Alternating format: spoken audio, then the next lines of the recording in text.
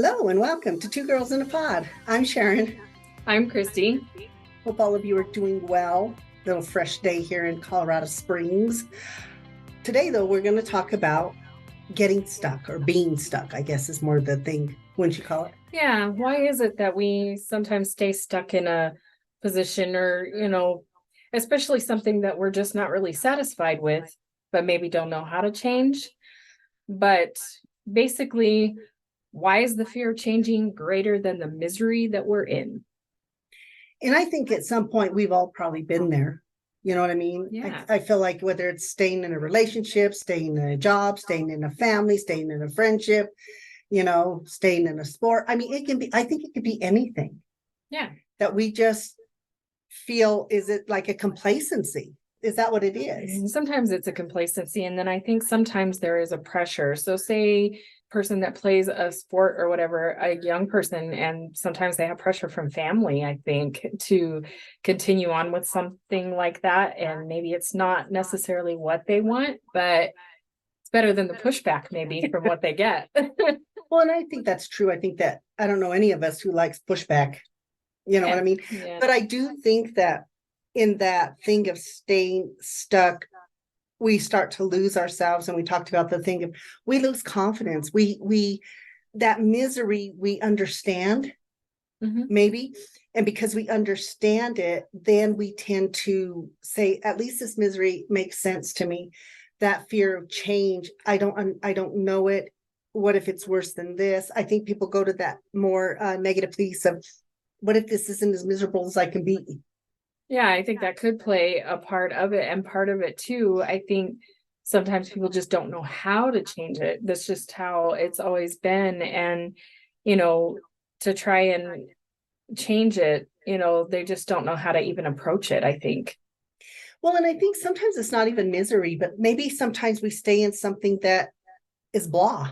Mm-hmm. It's not giving us anything. We're not growing in it. We have such a complacency in it. Yeah. And I feel like, I often talk with my clients about that because they're not happy. They're not sad. There's really not a whole lot going on. And once again, then that becomes that thing of, well, it's not horrible. Mm-hmm. I think we just accept it as it is and don't realize our own power. And a lot of that, I think, does come from a lack of confidence. We lack confidence in ourselves to be able to know how to make those changes or how to implement them. So it makes it difficult. Well, I think too, or I don't know if you think too, is that when we are in those things and that we start losing the confidence, and the longer we stay in those situations, we get to that place of even less confidence, less self-esteem, that feeling of I'm not capable. Right. And like I said, I think that people go through this to varying degrees. You know what I mean? And a little discomfort is okay. But I think the bigger piece of that is that fear of change. And I'm always telling my clients, you understand that things are changing whether you want them to or not. That's true. But we get fixated on those things that we think we can control. And that's usually where we get stuck, because that stuff we don't control. I mean, I feel like we've probably been there at times, too. I know I felt a little stuck I guess it was stuck, even when I went from working in community mental health to being an MFLAC. I didn't know what being an MFLAC was. You know what I mean? That's military family life counselor. I knew it wasn't exactly therapy. It wasn't what I had been doing. I knew I had to move around with it, because we would stay 90 days in one spot, then move 90 days. And it's kind of changed a little bit since then. But that when I started, that's what it was. And I was like, oh my God, I don't know how to do this. This is really scary. I don't know how to navigate this.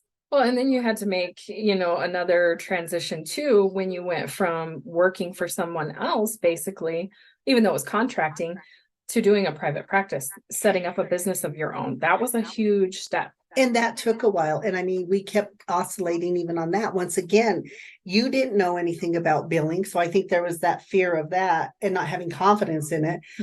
I was there like, I've always worked for somebody, or I've been an independent contractor, but I still had somebody over me, so to speak. Right.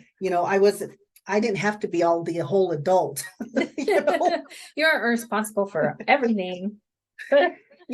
so I know we probably waited longer than we should have, or now I think, it's worked out, but I wonder though, sometimes, had we started this sooner, where would we be?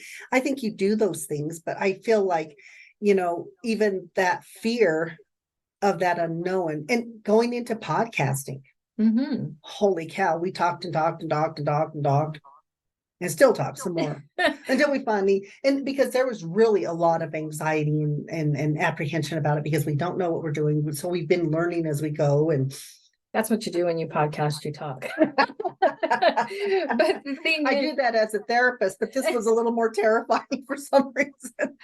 Well, and there is a lot to learn, because there's, it's not just getting on and talking. There's so much that you have to learn behind the scenes, and just apps that you've never worked with, and there's some technical part of it that you're having to learn as you go. So yeah, sometimes you feel like you're in over your head, getting our equipment, all of that stuff. And so even the part of what are we going to talk about is, how is this going to resonate with people? How much does one expose of themselves? Do you not? The list goes on and on. Things that you don't even really think about until you're actually doing it. And it's true, but I think that, we talk about so many things that people deal with on an everyday basis, I feel like, and maybe they don't know, even like what we're talking about today, they don't know how to make that change or whatever.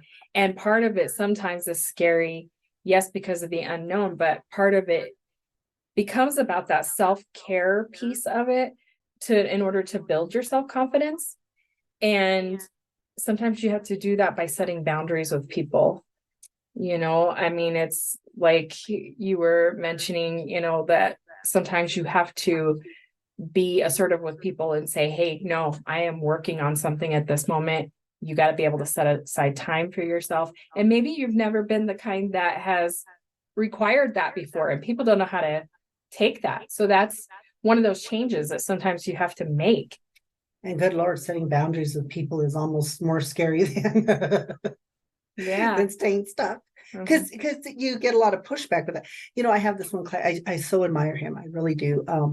He has his schedule. If it's in his schedule, he's going to do it. If it's not in his schedule, it's not going to happen. And he will sit there and he will put those people in. But he's doing some studying now. And he says, but you're not going to talk to me until this time. And some people of his group did not really care for that. And some didn't understand it.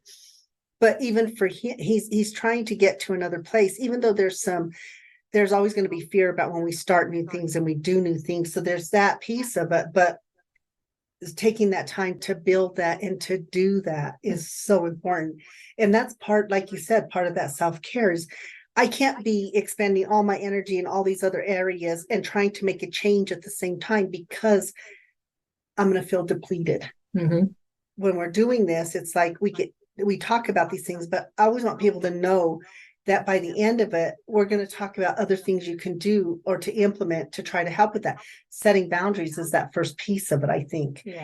But it's the boundary with you first. Yes, you have to get to that place that you understand that the place that you're in is no longer serving you, so that you can be able to be brave enough to do that. Realize the opportunities that you may be missing out on because you're not willing to step up and do that. And I understand why it's so hard for some people. So, things happen that can really throw you off and make you feel like that you're not competent enough to do something, or that you're, I can say from personal experience, I had a job that I worked at. It was a hotel, and this owner of the hotel, he was just over the top. Like he was a horrible boss. He was, and he would be like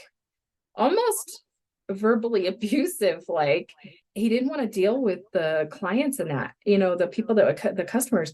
And if there was a problem or something like that, he'd basically like throw you under the bus because he did not want to deal with them, or he would straight out accuse them of stealing things from the hotel and stuff. And I mean, it would just be, I remember being there and there being like a shouting match in the front with one of the customers and him. And he was upset with me because I had let them know that he was there. And he always pretended like he wasn't. He would always hide out in the back. That really like traumatized me. Well, it did. And I remember you coming home and just that whole anxiety piece and thinking, oh my God, I need a job. And I'm thinking, I think you need your mental health more, but just my opinion. Mm-hmm.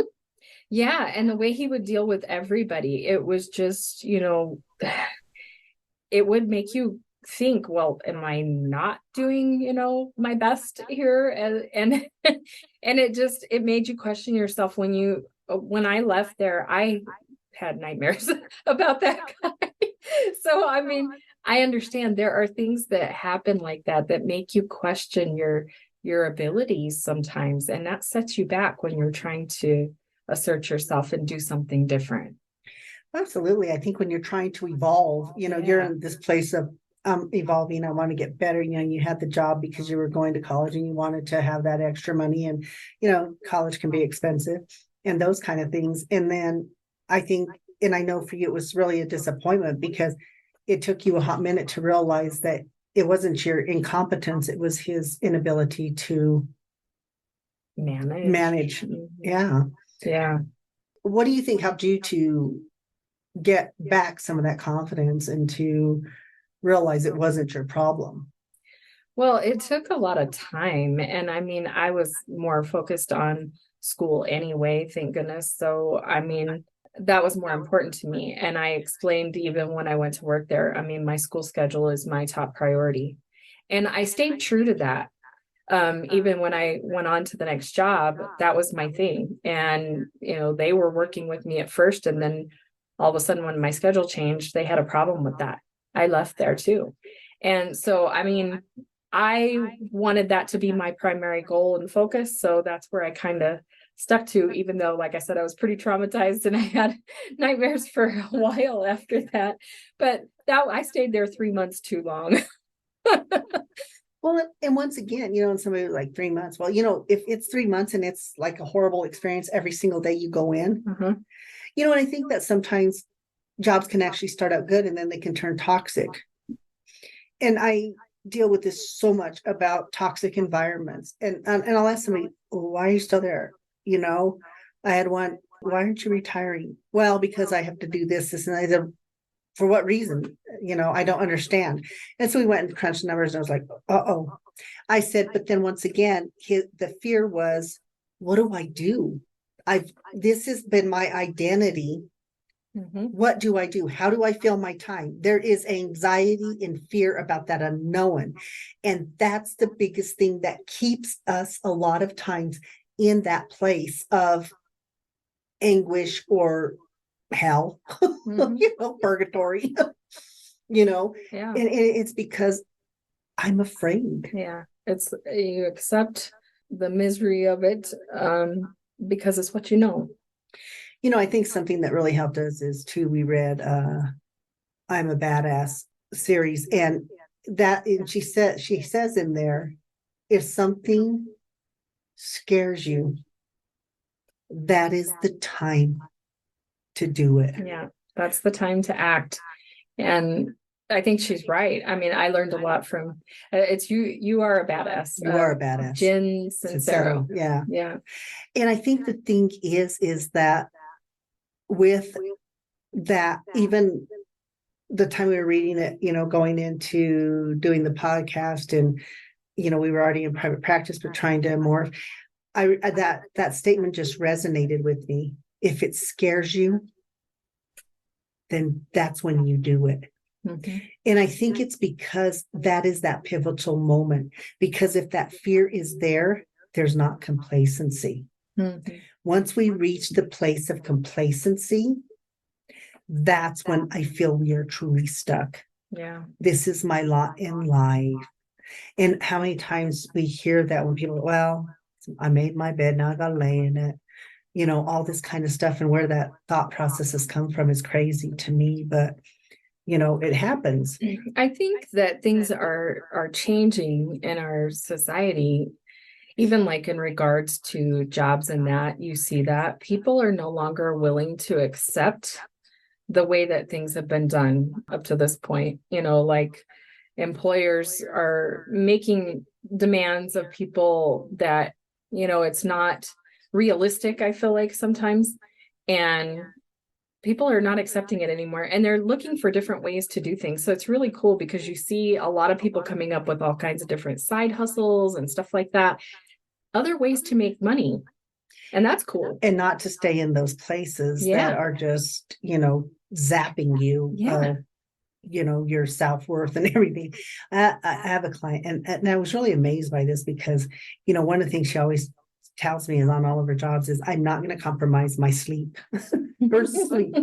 I want my sleep. I need my time.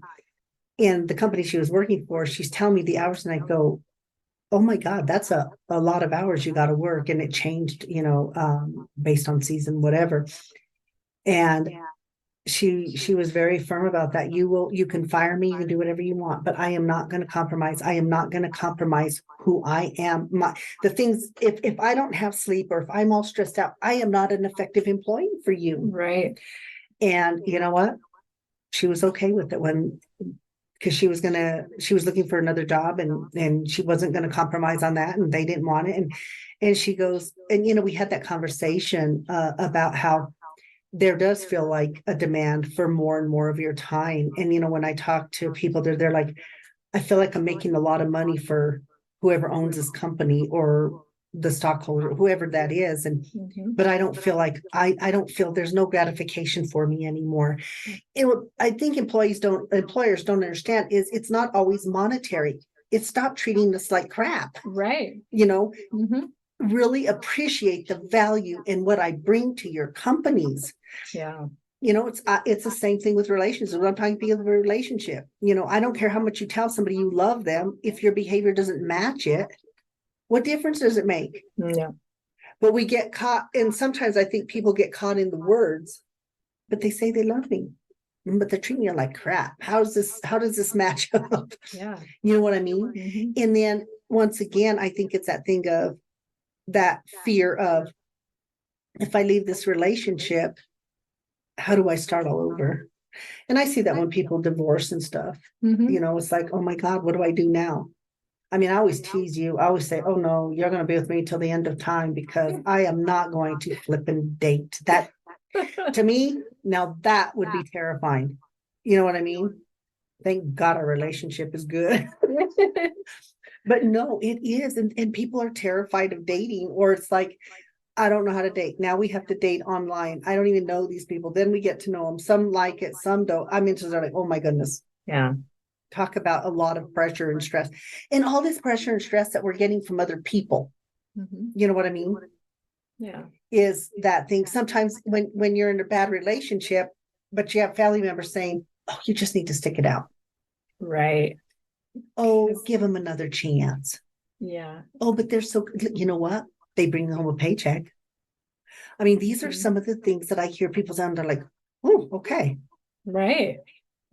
I think that we have to learn to value our own mental health better in those situations, whether it be relationships, jobs, whatever it is. I mean, because it's one thing, somebody sitting there painting the picture for you, but then doing something else, taking different action. Like we were saying with the employer, they can go on and on about what a good an employee you are, but if they have you on salary and they're working you 900 hours a week, then I'm beginning to wonder how much you value me. Well, they value what you're making for them. However, do you value me as a human being? Yeah. The answer is usually no.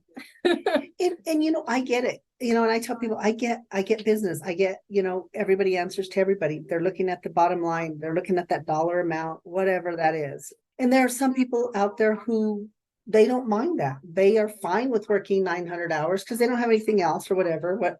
That's a choice. Yes. But they're happy with that choice. Yeah. But there are so many people who are not happy with that. They really don't want to give up so much of their life Because, like my one client said, she goes, I can't get that back. Exactly. I know that's more important to me now. I just sit there and think my time is more valuable to me. So, the next time they want you to sit through some kind of sales thing or sales pitch or that, I sit there and go, can you afford me for that many hours? Nope. Oh, no. Yeah, I'm telling y'all out there, if you ever come to her for a sales pitch, she's like, nope. But nope. Don't even talk to me. Don't even look at me. They get a little mad at me because I say no too fast. And I get it. And I don't know if you guys go out on vacations and stuff, and sometimes depending on where you stay and stuff, they want to come and do these sales pitches for you, and they get very offended when you say no. And part of the thing is I'm just there to enjoy my vacation. I'm not there to do anything else. I just want to sit in the sun, Yeah. So I think there's those things, but I think, it gets back to, I think the biggest thing it gets back to is how do we set up boundaries, but how do we know what is an effective boundary and what is an appropriate boundary and all of those things? I think people say, well, what am I supposed to do? Go in, talk with your boss, let them know what's going on with you. Go and talk to your spouse, your children, your friends, whoever it is, have that conversation. You've got to start the dialogue first. Somebody has to know you're disgruntled. Right. Because you might go into work every day looking disgruntled, but they might think, well, they have an unhappy life, not thinking, well, it's my job, So that's why I tell people, communicate. Yeah. That's why we push so much for communication. The reason we do that is because people don't know something's wrong until they know something's wrong. But then I tell people, once we bring something into your awareness, then you don't get to sit there and pretend like you don't know. Right. It becomes your responsibility to make those changes. Change, do something, make something be different. Change is as scary as we make it. We make it bigger than it is. Because I tell people, when, like I said, when kids are going into middle school or high school or going to college, getting married, whatever this new venture they're going on, learning how to drive, they're all anxious. They're like, you didn't know how to write. You didn't know how to read. You just kept practicing. You didn't know all of the things that we do, tying your shoe, anything. I said, you just practiced it and then you became good at it. You learn. And that's exactly going back to, like I say, podcasting. I mean, there were a lot of parts, we didn't know and are still learning. There's a lot of moving parts to this. There is. But we had to take that chance and say, hey, we can learn this. And I think that's what's interesting. I think with the podcasting, the thing that I feel like we had a passion for it, but our fear even outweighed the passion. And thank goodness, eventually the passion outweighed the fear, because we really do love doing this. We do. Yeah. We are so grateful for it. The passion at that point wasn't greater at first. And the fear of like you said, these things we didn't know. At first, there was just like stage fright, basically. And I know that, like, because even when we first did our introduction and that, I remember I kind of wanted to just pre-record something and just, because I was like, I don't even know how to approach this. And to me, it was almost like being on a stage and, I have a little bit of stage fright. So I didn't know how to get past that. But just over time, I feel like that I've gotten way better. I don't feel like, oh my God, I need to rehearse. Well, and and it's funny, mine was not necessarily that piece of it. It was, I always tell her, I can go up and give a presentation to 100 people. I don't care. To me, I'm just giving information. It's easy enough. But when it's more that thing of not being vulnerable, because I think being vulnerable is a strength. It's not a weakness in that aspect. But my thing is what I have to say valuable? Even though I've been a therapist for 20 plus years and I love what I do, I love being a therapist. I feel like I'm effective at it. And I often tell people there's a lot of things in this world I am not good at, like I suck at. But I feel like being a therapist is because over the years I've worked on it, I've developed it, and I've loved it. And I am always present, and I am my authentic self when I'm in sessions. So I don't have to do anything. You know what I mean? I don't have to sit there. I don't have to pretend to be something I'm not, blah, blah, blah. I truly work and practice being my authentic self. And so for me, is that knowledge that I've gained all these years, is it valuable to somebody else? Or that was more my thing of, do you want to hear? Do you want to hear how to overcome anxiety? Do you want to hear how to be your best version of you? I don't know. Yeah. Oh, and hopefully, I mean, I hope that we have something valuable to offer when people listen. Well, I think that has really changed with me, because I'm always so appreciative of people who give us feedback and who listen to us and stuff like that. And if they do, and they make a suggestion, we actually listen. And we'll say, oh, okay, well, we'll incorporate that. We'll do what we can to make that part of what we're doing, Mhm. And I think that's what it is. But once again, we had to overcome the fear in order to get to the place that we are now, where we can sit there, we can have that comfort in this and that. And I tell people it's the same for everybody. There's always going to be fear of that unknown. There's always variables we don't understand. I think that one of the hardest things to accept is realizing that when you are in a situation and you are not happy with the current situation, you have to accept the fact that you're the one that can change it. And that means you're the one that has to take the initiative to do that. And sometimes that's hard for people. They think that other things outside of them need to change in order for them to be happy, but that's not how it works. And sometimes it's interesting, because there's another thing that happens in that aspect of, and it's, if you're going to leave a relationship, sometimes people don't leave because of the fear of the other person. Are they going to be okay? Mm-hmm. You know what I mean? And so even if it's not a good environment for them, Mm-hmm. they do care about that person. So it's like, well, what do I do? How are they going to be okay? How do we know that? I know if I'm here, I'm taking care, or I'm doing this, or I'm doing that, whether it's financial, whatever it is. But what happens? So it's not fear of you moving on. It's fear of their inability to the whoever that other person is to move on. And I think that can happen too. And I think people have to realize you can be compassionate and empathetic to that other person, but we are in charge of ourselves, and we're in charge of making sure that we're okay, and making the right choices for ourselves. And I feel like the more in charge of you that you are, the more we get to conceptualize things in a very different way. Mm-hmm. So when we are taking care of ourselves and we're doing that nurturing and doing what we have to, and if we can do that, then we realize that other person can do it as well. We still have to decide, how much investment do I have in me? Because if I'm investing in the job or the work or this, eventually we get to that place where we say we're pissed off. Mm-hmm.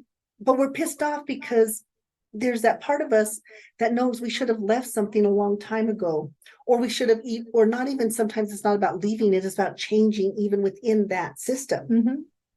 So it's not always you have to sever a tie or you have to do that.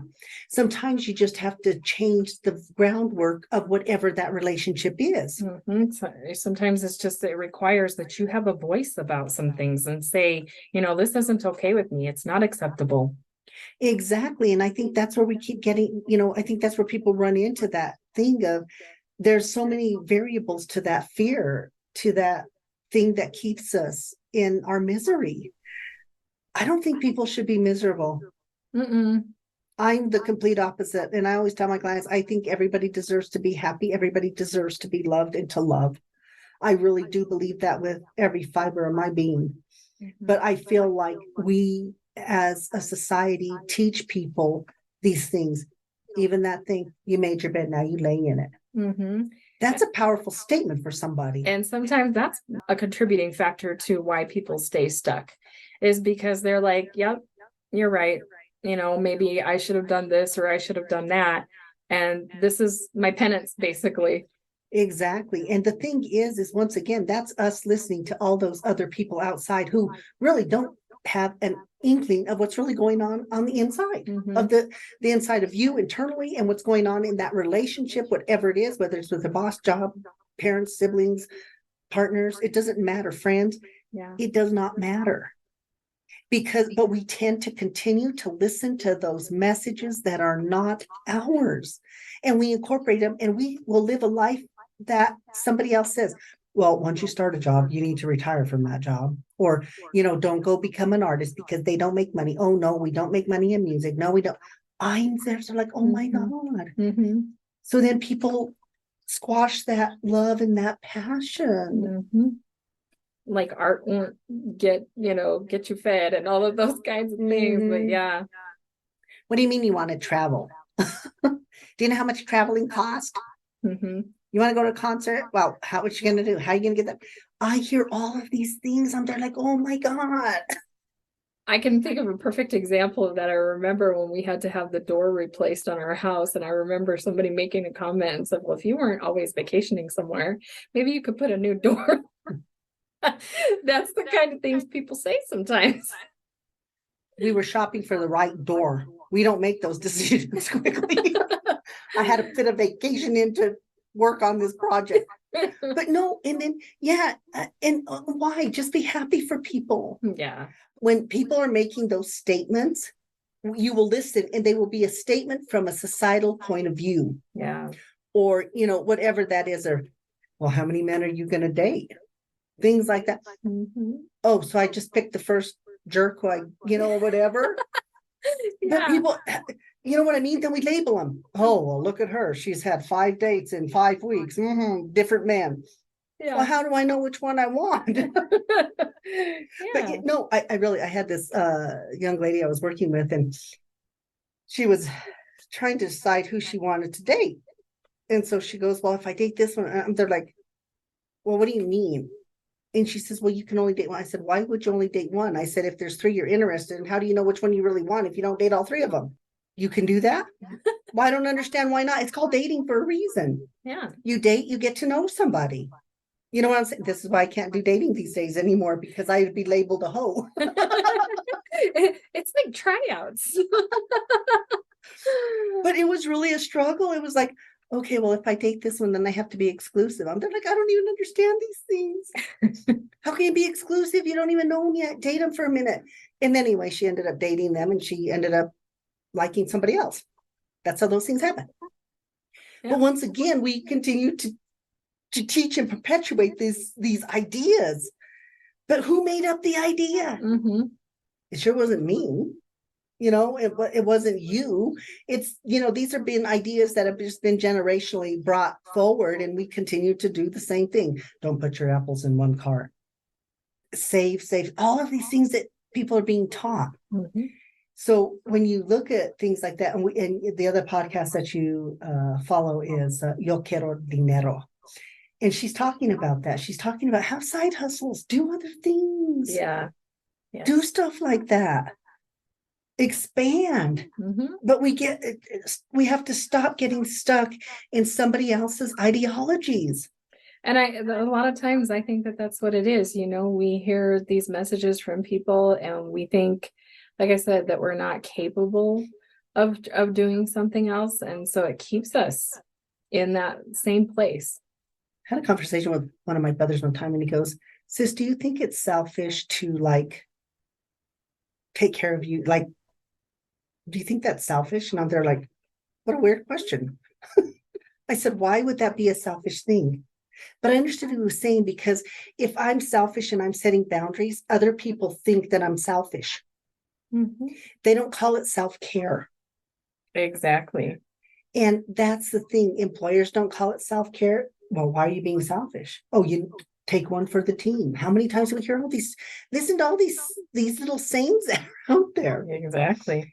So the thing is but that contributes to that fear. Yeah. That contributes to us stepping outside of our comfort zones. That contributes to us not following the things that we love and truly dream about. From not really fulfilling your purpose and passion. Absolutely. I think that a lot of people, whether it be writing or whatever it is that they want to do, they are so afraid to step out and try it because they have heard all these messages. So I guess the bottom line is if it's really scaring you, maybe that's the time to do it. Mm-hmm. You're a Badass is a good book that talks about some of that. Mm-hmm. Sometimes we don't have to, we can diversify, and Yo Quiero Dinero talks about that. Yes. So those are the things, and even Visions of a Blind Woman, when Renee talks about her fear, she had to learn something new, that fear that kept her so stuck. Mm-hmm. But oh my goodness, look at her now. She got her podcast. She's doing a lot with the Federation of the Blind. I mean, just amazing stuff. They just did a fashion show, and she was part of that. That's that thing of I'm afraid, but I'm going to step outside of that. And she did. Mm-hmm. She did. And kudos to her, because she's been, I through a lot with this and having to make adjustments and that, but she's starting to find her fire and move forward. And it's beautiful. It is. So there's examples out there. There's things that we can do to get past this fear, those things that keep us stuck in a misery we don't need. We have to value ourselves above all else. And when we do that, I think we get to that then radiates out of us into others, into what we're doing. And that's what we need to do. Yeah, because you have to remember the things that you have, that those talents that you have that you're not showcasing, and that the world's missing out on them too. Exactly. So get out there and, for goodness sakes, shine a little. Step outside, be a little afraid, and understand that everything you're afraid of, everything we've been afraid of, we can learn and we become good at those things. Just put the people and the things in place to help you do it. You don't have to do it alone. Get the assistance you need. And you don't have to do it all at once. Exactly. There are little changes that make baby steps, people, baby steps. Yeah, put you in the position that you need to be in. And it's really important that you make those efforts and realize that you're not stuck. You have choices that you can make. So sometimes we have to step outside of our misery and into the fear in order to have the growth. So thank you so much. And we will be back next week. Once again, you can find us on twogirlsinapod.com. We are also on Facebook and Instagram, and we are now on YouTube, Adventures of Two Girls in a Pod. Please look us up, subscribe, like, what all those other things. We so appreciate it. Thank you so much. And we will be back next week.